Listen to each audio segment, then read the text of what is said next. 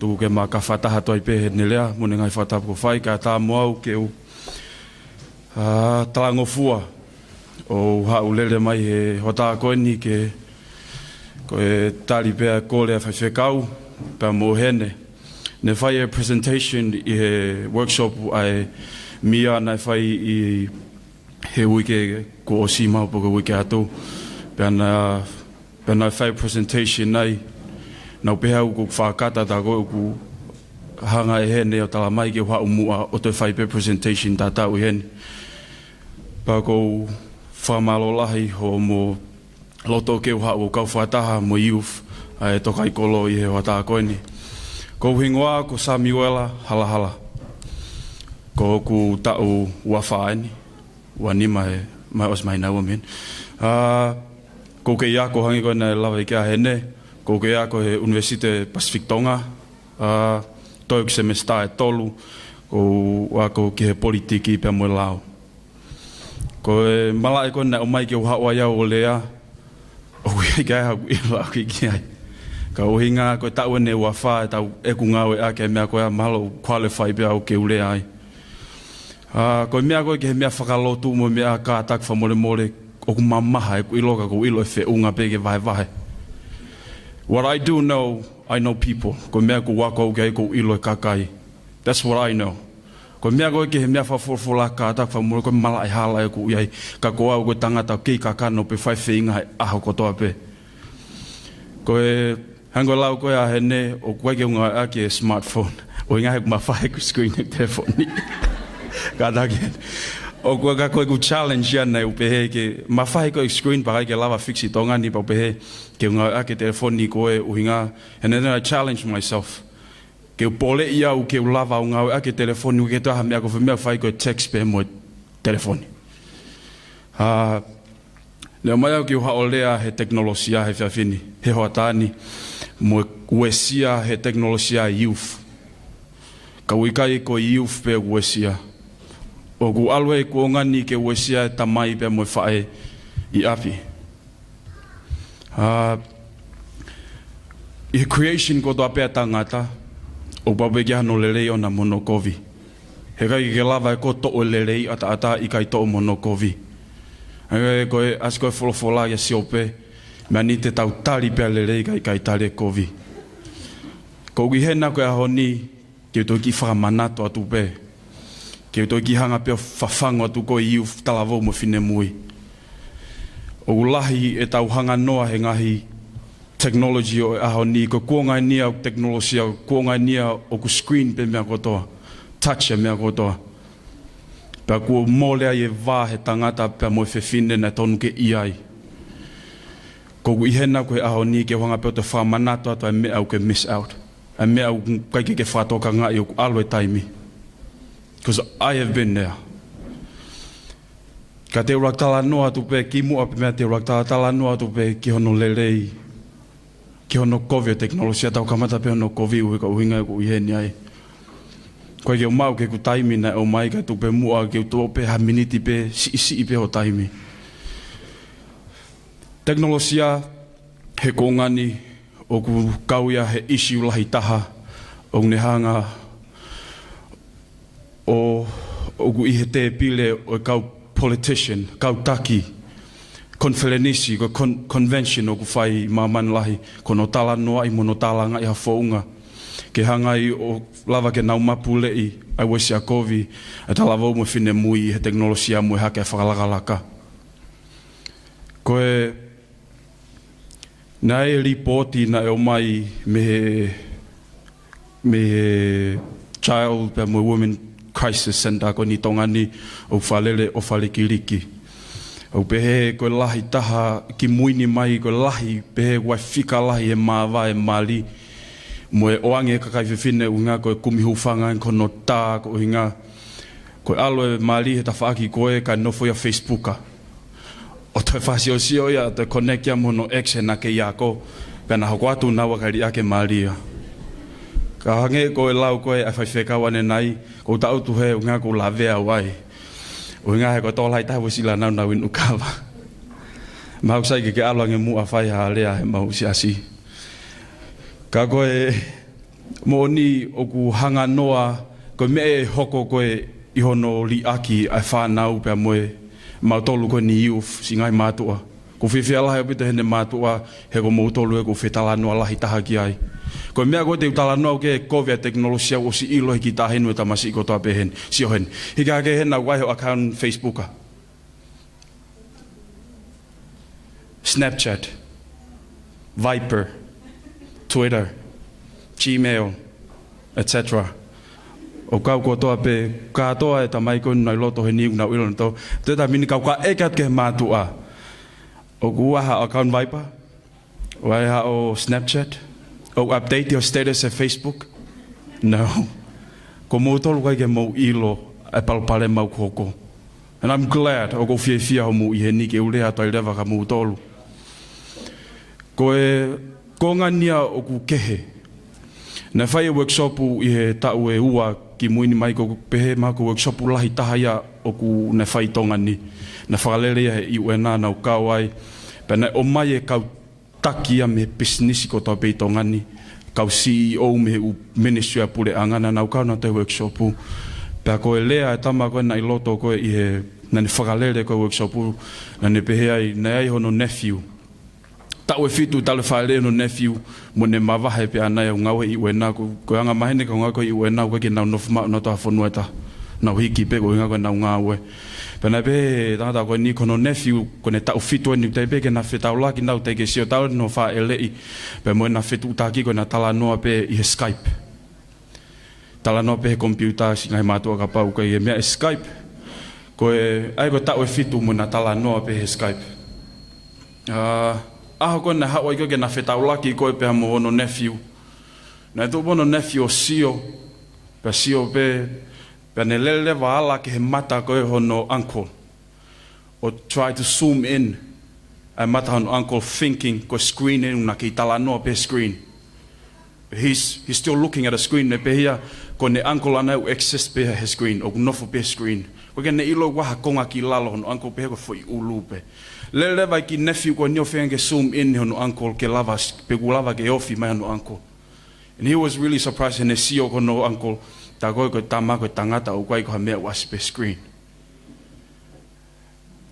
it brought up the idea that o ku kamata ke virtualize mama ni ko ni o ko ngania ko e tok ta no ke ya po le na I hange ko relationship te ta no ta teknologia o ku kamata ke ta replace ai a pe mo text ake text Facebook na utupu hake ya family o ku ko tanta iki ngau na ngau lo ngatoa ka ko ngau na kai ke nofo ma wa fonu eta ne u kai ke u manatu au talu e ku kalasi kinti o au ke ku kalasi ono na kai ke nofo ha kalasi taha osi ya fonu eta ne pa mo pe ke mau hiki ospe semester hiki ospe ko temi hiki na kai ke nofo ma wa pana mau haka kuonga na fai ko a pe mo mea ai ke fa ofa mea ko ta utu loto fale tai mini ko text pe ai to utu mo e talavo mo fine mui o ko ka wa ai ko ka text winga o sai text ya ka ko no ngawe hala e ko text ko mea ko ihe nei ahoni ko no ngawe hala e ko Facebook ko mea ko ihe nei ahoni ko mea ko ki ngawe hala ya ki o ku taulavea ko to ape to lai taha I ofeni nei alange fefine me he family health tale kita ko ai to kon tale kita family health ko kefi o fai ne presentation ba ne pe he kefi o ku ha ka ni o kai ke ko covid ka teknologia ne hanga whakawawei a fai nga ongo he tangata ke ne fai ha mea o I kai ke totonu ke ne fai ange ko ni music tai mo la ha whanongo hiva ke ngoi ke stress youth ke ngoi ke pe ko hiva o ne ka we me ne hanga whakanonga ata mai tangata food is a music to the soul it's the food that feeds your soul every day ba ko me ne hanga whawhanga ki lau mari tangata ka kovie hiva o ke whanonga e kovie lau mari ba tau pe mau pe a ko ta pe oh whanonga fo hiva ko o se pa ke tau to whanonga fo hiva ko me po ha o fo hiva ko me te ke fai wai ngahi hiva hau he ko ngani ok mali o te whanong kita ke piti, o te toknof kita whanong whalei ke lea koe hiva. Ok mawahe atu e me tae tau pe moe, o watu iai. Ok tau tu koe na iu foi loto koe ni taktahe pene fo hiva o mana koe. Taktahe pene fo i wahiva tai minu hau. I'll bite a bullet for you, I'll take a bullet for you. Mau mun koe ke alo mate ko puka foi mahafu ma tahine o wene so ana tolu.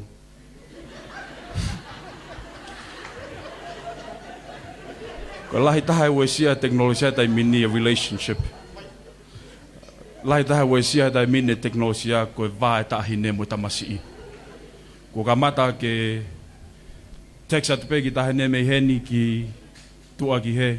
Tal pe tua hena ko mamen me mohe. Ko ne mohe pe ko huatu. Pe apatu ke whanongo mai o ku waha whankuri o ku rea tai pe tua. Ka pau pe ke u text atu. Os gapa ke loi lewa koe ka mami mo teti ko oi ni whai wai ai ei. Pe osi pe ui ke ua me ai o ke nofo lok pe koe na e kawe he mau hako, he mau workshop u. Na pe na e haki tahine na e loi ke ne o matua ne toka whai ngata ko hinga ko ne taangi ne o matua ke ne mam o whai ni ai ei. Pe nofo pe no loki pe ai po ke alki tua tangi mam. Si, nofo i whare hena, i loki hena ka atpe o mea kai ki heni mo si hela he ai ei. Tokan koe ke hako. Ospe ai mahina fiha mi ai ko ai palpale ma hoke ki tahine. Unga ko lahe ni ngai ai ei. Tako koe ki ai ei ya. Hawa ke hebe mami. Oska pa tae ne foi fasi anai ya. Ole o lahe laptopu pa loka mani matapa oska pa hue luwa au gitu. Singai matua. Koe kau he mea ne mautokanga ke he taimini he cyber crime o mea. Kono whainga ke toe ilo he mātu ai mea o ku whai ho whanau. Ke toe nofo to sio i whalelei. Nā koe ai ei o ku ikai ke iloki. Ko mātolu ko tau koe ni youth. Unga ko ke youth pe, ka tak whamua ka pau ke pe heu kai ke mea. O ko ke youth pe, ko ta ua whaini ka pau ke. I'm still single. Still looking. Ka koe... Ka koe...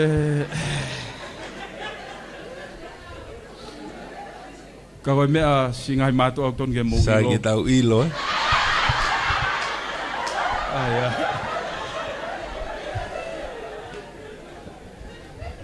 Sa dama ke uhiki mai rewa tokai kolo. Koe mene mau sio lahi ki ai he taimini kono whainga i ke mau tāketia ke ngai mātua. Ke mau educate ngai mātua pe mo generation o kui lalo ange. Ko youth ko nia mau tolu o ku mau tupa ki mau tolu mau si loto mau tolu. Ko ngau e ko e whai ki he youth he taimini kono whainga pe ke ki whakalelei. He ko si loto mau tolu he mamani o teknolosia pe mo ngahi mea ko ta au e mamani ko ni. O ngau e aki he taimini ai hono whainga ke pen ai social media lahi taha mito ngani. O lahi ngai social media o whainga he lao he taimini ke pen ngai social media lahi mito ngani. O whainga ki ai kautaki to ngani. O ngau pe he hanga he social media o wesia. Panau sio lewa, ka we mea o ku sia whai sio ki ai o tau sio mau pe ke oa na whanga taimi o ku hanga i he consequence or outweighed benefit. Ke mau inga mawange pe ke tau sio neongo pe kono ki lelei o si. Au sainge pe tau sio aongang ki lelei ko ya he fu lelei he hano o mai e teknolosia mono tukuange mai. Na ia e Casey i he tau ku o si. Moto kona ku mo ngā ke Facebook. Ko e whewhine ko ngō mātua Indiana na Mali. Osi pe koe aho Mali, pe hawhine motu a tafitafi. Ko nā tata whitawaki pe ko whitawaki Facebooka. Hawhine motu a tafitafi. Osi pe koe ne tafitafi, ko ne hu mai koe ke siata no Mali. Pe me tu e tae mafo no Mali. Tanga no Mali ona ku mata ingelia na kai ke hala lai tae na sio ke Facebooka. Ta koe na feel tae Facebooka ia, pe feel tae Snapchat mo mea o ulahi ia. Pe ato e koe lai tae toto nue ako na Mali ai. Ko tahine ke heu na Mali. Ko lahi taha whoke iu whetai mini o ngā koe Facebook mo Snapchat and all that. O wai e filter mo mea wai e ke hine hina. Ka pau kai ke fu hine hina. O wai e ke fosi o foi mata ka pau ku fola. O whanga whatapu. Mo tolu wena kai ke fu hika mo ulu aia stiff. Kai ke ko ngahi mea ko teknolosia ai o ngawe ake ngahi mea ko ia ke toki hanga altar.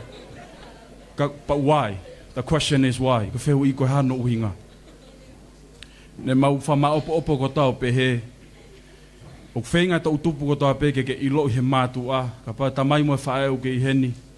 Every single person in this room. O wai ne o ngoi a te ia, there's a flaws. And every day, she or he, ko pau pe ke whenga tō taha ko ia. O ne o ngoi pe wai mea o whehalaki a te ia. O mea ton ke mahi no I he mātu a. She knows or he knows or he has this flaws that needs to be addressed. Wai ki whehalaki a te ia o tonu ke ne pe kai ke fusai anga ne sio, pe kai ke fusai ne lue, pe ko no mata po mea, e pau pe ke whenga tau tupu ke whalelei e ki mea goia. Make up. Vala for all. Pe a pau le whaka ke lava I mea goia. Eterna youth ke he umea ke he. And technology. That's the best friend. Ka pau o wikai ke ihai e tamai mo whae ke whanonga. E whanonga Facebook ai. O wai apps ia mo e mea he taimine o te eke pita whehu ke pa I o mai pa ne tari mai whehu I. O te eke peke mea pe o kou talavou o pehe mai mea you're 98% beautiful. Pe wai mea o ke ega gai pe o kou wanga pe o whehu personality. Pe o kou ulunganga o talamai mea you're 100% perfect. O wai ke talange he mātua o talange he apps ko ni he technology. Parents mātua. Ko mea ea o kwhai he technology, that's your job.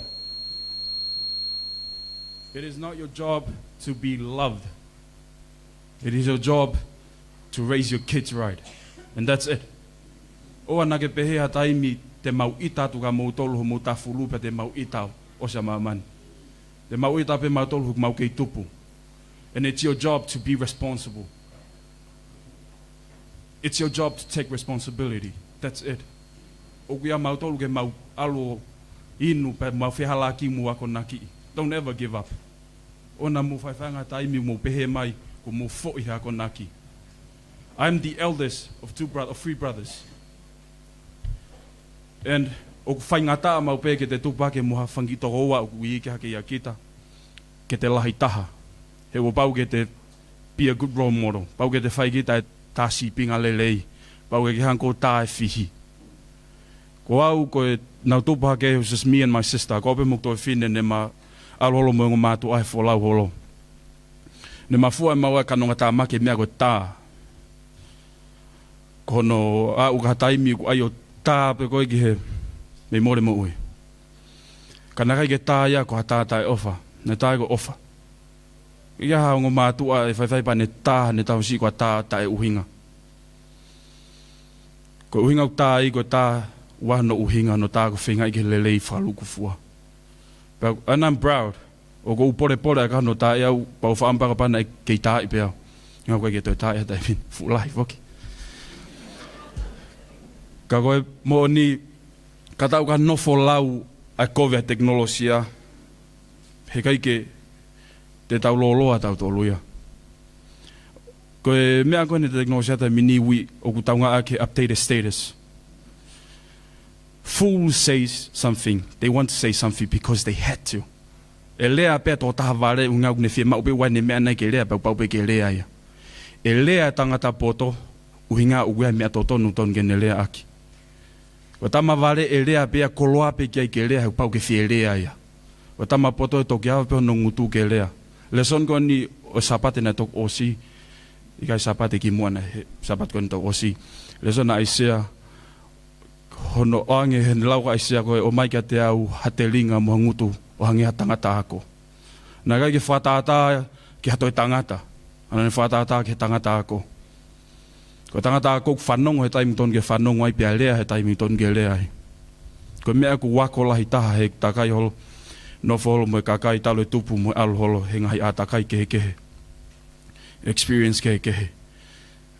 O ko pau ke te liaki a comfort zone pe ko miana te anga ki ai.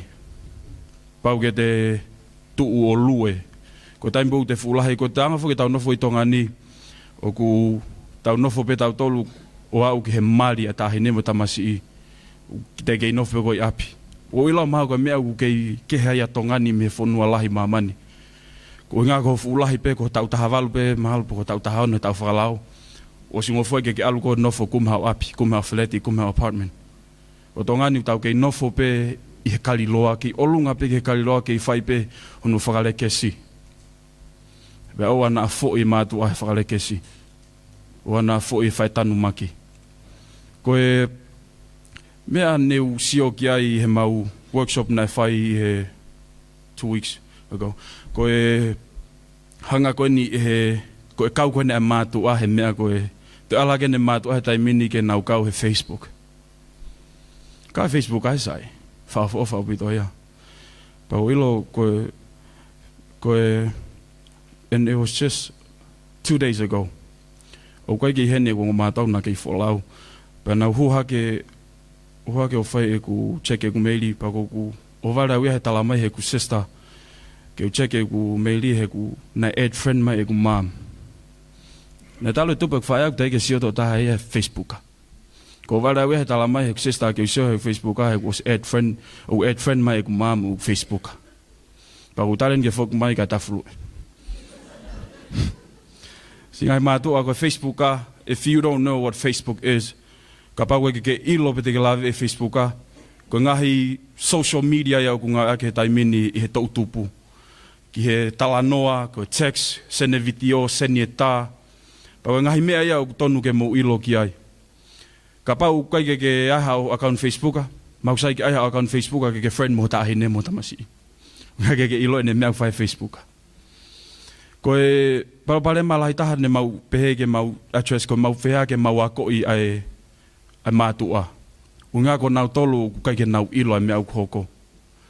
Ko nau tolu kai ke nau ilo ai palpare mau hoko ke ne ki tahi ne mo tamasi. Ona whaiwhainga taimi o ku peha tahu ki tahi ne o ku stress. Pake talangi ki ai tuko e lau noa fulahi o sio whaiwa.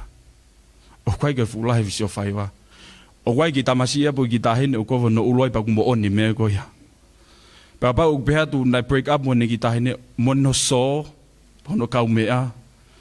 Pake o mai o whata auto talanoa ki ai he kumbo oni stress ko ia. Ko e case 2 years ago waftafa. Na e ki tamasi I mei Britania me Englandi na e to ene mo ui ko uhinga ko e Facebooka. Na na talanoa pe mo ki tahine. Pea whai e whawhetogi tā, pea mo mea. Pea ilohe ki tahine, ilohe ki tamasi ia, ta koe tamai koe tohi kai, koe kene ilohe puka tahine po koe tamasi. Pea hanga he tahe, he toko tahea koe ni o ne share u tā koe nei o mai I he interneti.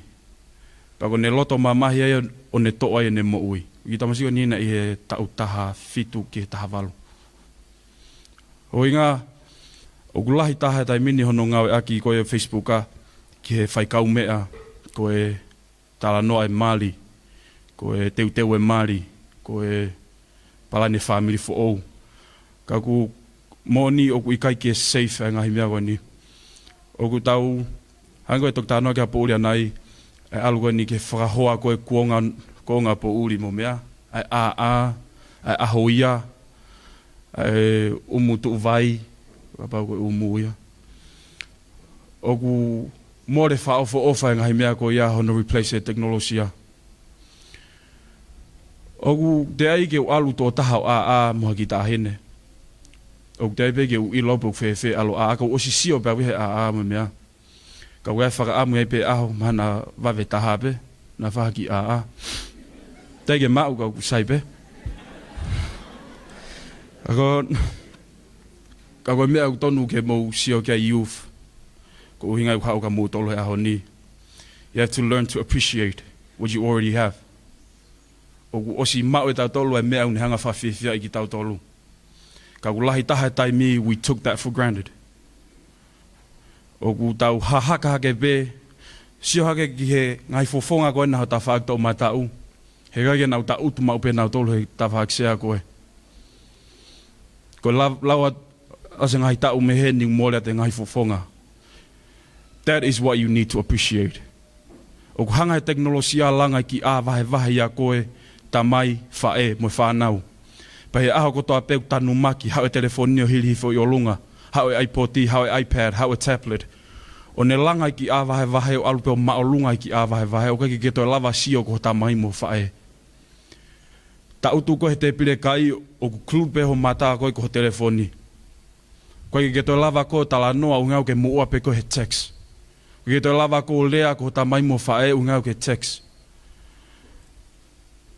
Ko hanga he teknolosia o langa a vahevahe pe ku kamata ke matolu pe fekau'aki a vahevahe. Pe pau he kai ke fai ha mea. Ya wa taimi he kai ke to lava a vahevahe ko ya holoki. Pe pau fai fanga taimi ko holoki a vahevahe ko e holoki ka kua to'o mui. Te ke to'o hifo a vahevahe, ka kua pure fofonga na ton ke sio kia he tawhake taha. Te ke to'o a vahevahe ka kua pure e tamai mo whae. Te ke to'o a vahevahe ka kua pure hoki tokoua, hoki tonga an, hoki to whewhine. O kutoa tu he ni uhinga he ku osi iai. Nakai ki wako au ke walo ako he teknolosia mea ku wako au ku wako he mea kehe.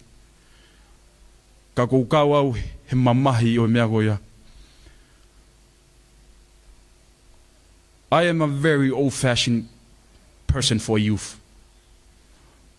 O kou kei teke pea uia ai o apena ta uto e whaihasi o whaiva pea si o whaiva tahe tō whinemu tonga ane.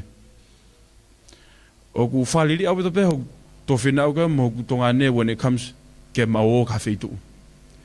He no tala na tolo o kou whaka moritonga au pito pea e ku whainga mea aku. Ko au ke mao ka pau te ualu o kai ke winu pa o kai ke wifi. I'm 24 years and I don't drink and I don't smoke. And I hate kawatonga. But I love sitting ka sa ia he ta utu he kawatonga nga koe tā mea. Koe koe tau a koe nga koe tā mea. O guai o hongo iu wheni hene ko toni bea mo soa kai. O nga nofu hawe loto. Halatahi koe hawe loto ko toni mo soa kai. Paku nao ma nge peke ma wha o whanga ai pot ngā talawo ai youth ka koe tamai tangata pe ku whai he pule lulu ko toa pe. Koe mea mau tala noa kia i ko tā noa maari. Ai anga wheo whiri au kau mea au wha ofa mo hoa mo koe pe teke whiri ki tu afunga waka. O ku whia lahe au pita uia he ku ilo ko toni mo soa kai me heni. Ku taimi toa ta pe u tā noa ia asoa. O ku pehe au ku pehe loto pe. Mani, ka tahine monu ia moni. Ka tala noa so o ku mana wahe au pe ku osi malanga koe, osi malanga heni.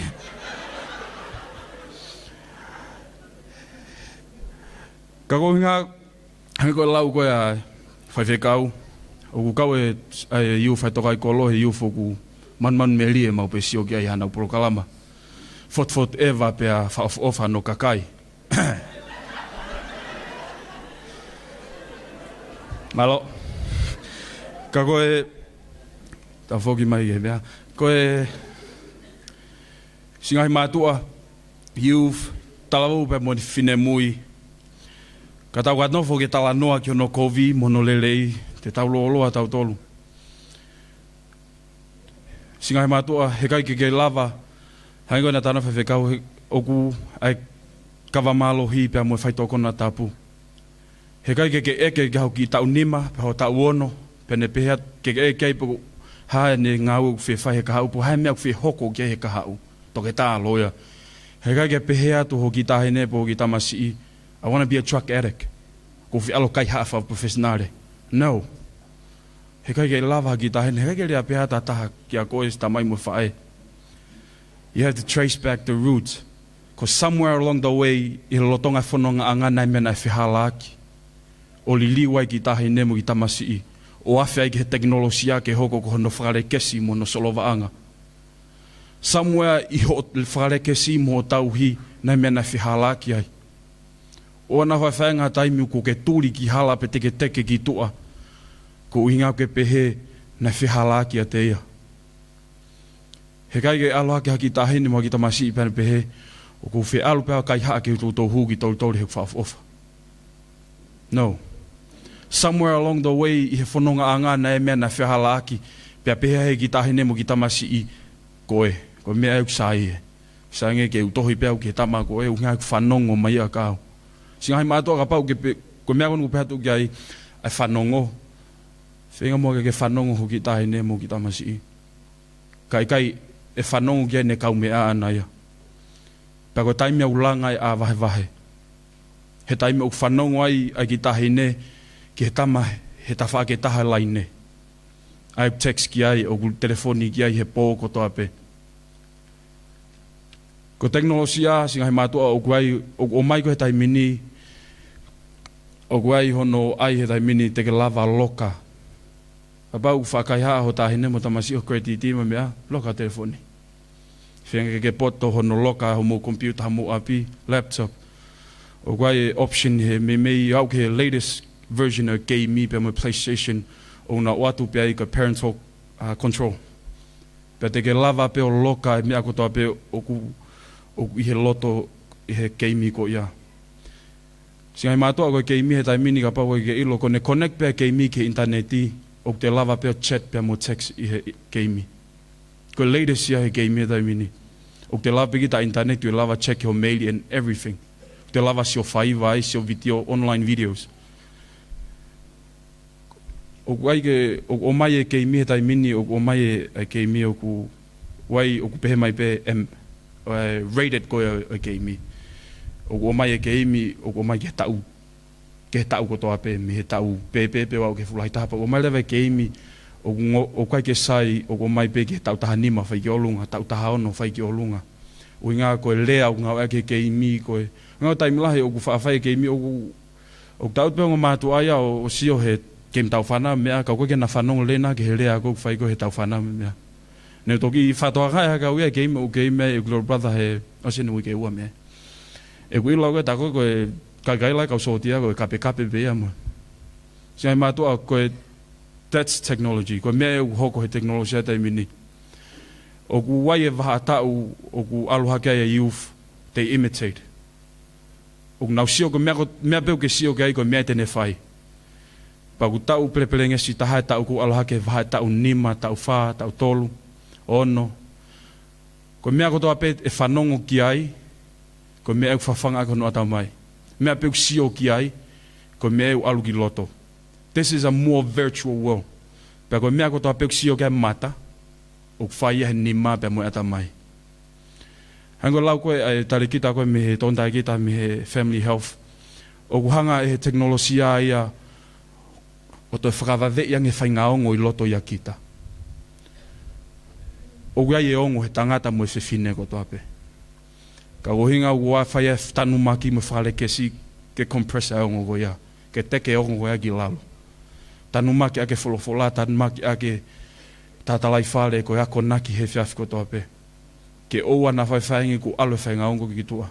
Ka hoko e keimi, hoko e interneti, Facebook, social media ko toa pe. Ke ne hanga ia whakawave I whaingaongo ko ia I youth, pe mo tangata ko toa pe.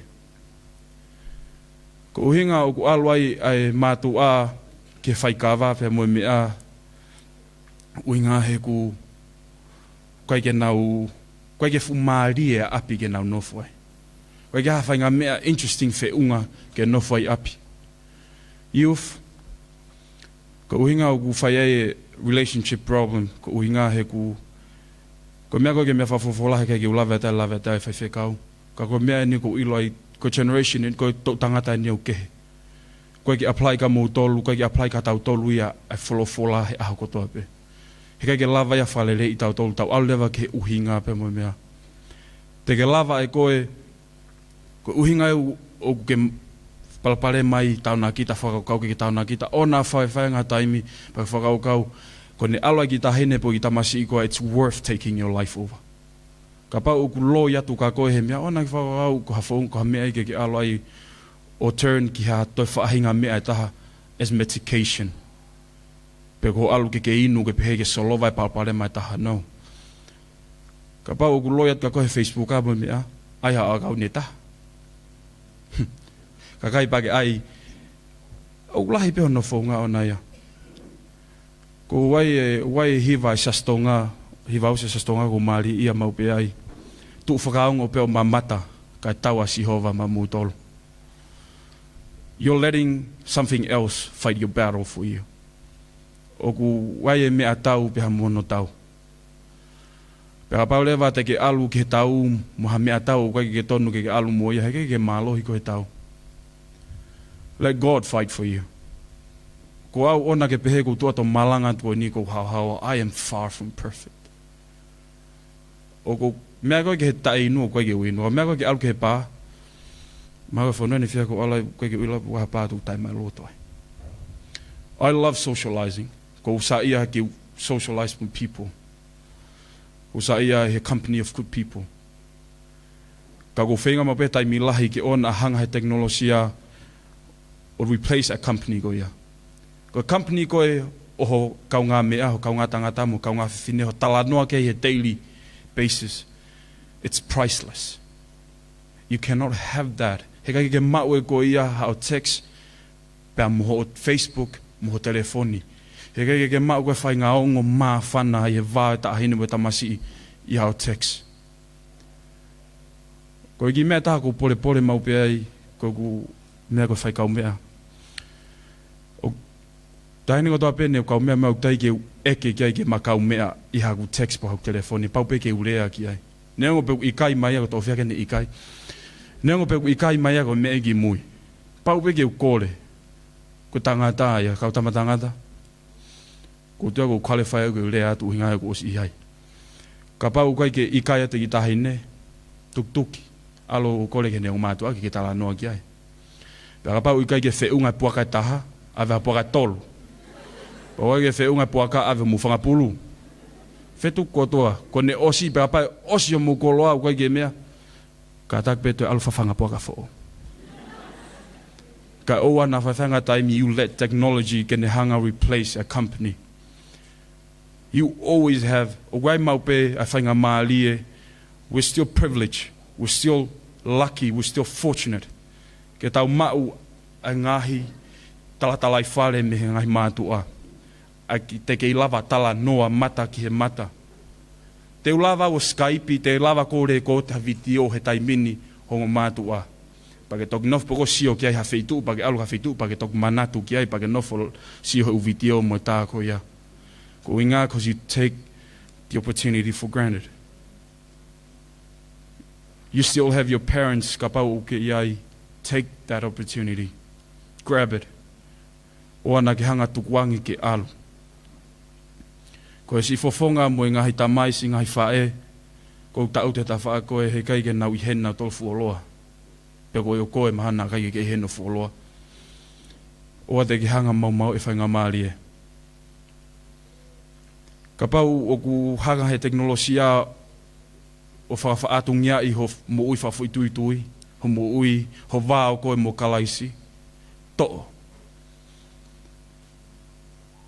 Nau tātua nei o I'm on a challenge ke o whenga ke o whasisi e ngau ake telefoni mo mea. Ko asaka ne mahina ne taha. Huk to taha pe ne Facebooka.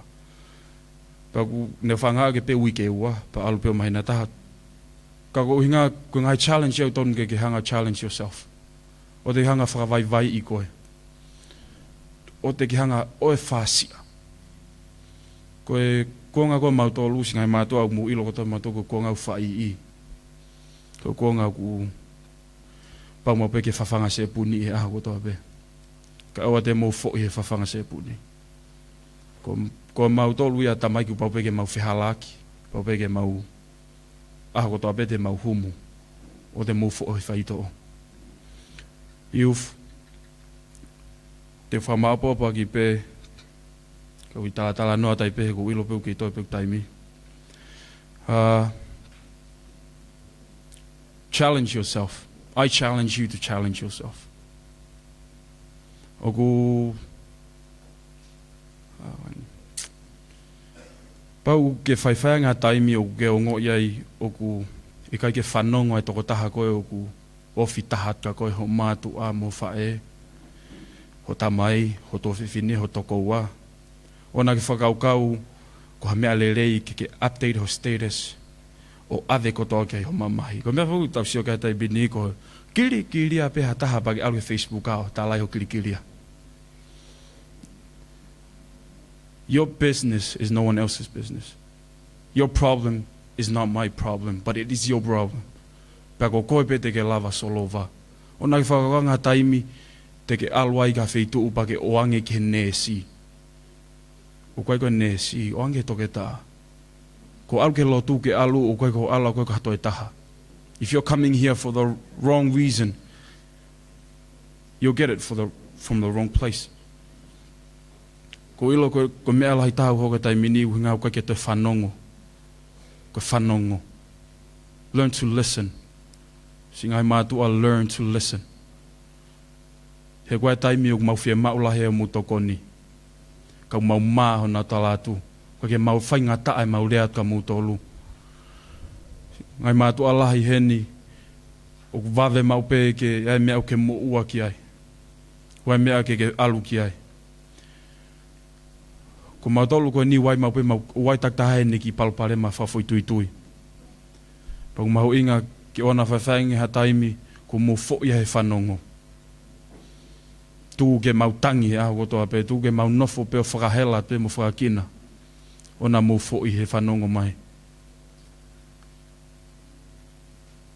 Hange ko hiwa ko ane nai, eiki, te utau maau. Let God fight for your battle. You're letting the wrong person fight for you. Kapau deke ke sio he War Room. It's a very good movie. Ko foi faiva ko faiva mali el pito. And I recommend that you go and watch that movie.